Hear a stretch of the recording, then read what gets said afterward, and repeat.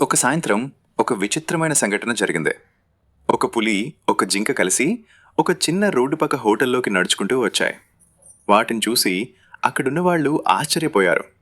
సాధారణంగా శత్రువులుగా ఉండే పులి, జింక స్నేహితుల్లా కలిసి రావడం అందరికీ ఆశ్చర్యమే.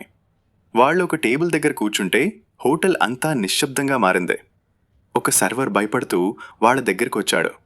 జింక చిరునవ్వుతో, నాకొక బేల్పూరి ఇవ్వండి అని చెప్పింది.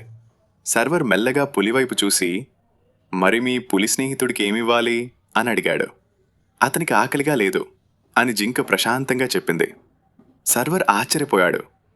అతనికి ఆకలి లేదని నీకెలా తెలుసు అని అడిగాడు. హోటల్లో ఉన్నవాళ్లు అందరూ జింక సమాధానం కోసం ఎదురుచూశారు. జింక చిరునవ్వుతో ఇలా చెప్పింది, అతనికి నిజంగా ఆకలిగా ఉంటే నేనిక్కడ అతని ఎదుట సురక్షితంగా కూర్చుని ఉండేదానినా? సర్వర్ ఒక్కసారిగా నిశ్శబ్దంగా నిలిచిపోయాడు. అతనికి సమాధానం అర్థమైంది. పులి మాత్రం చిన్నగా నవ్వింది. భయం కన్నా తెలివి గొప్పది.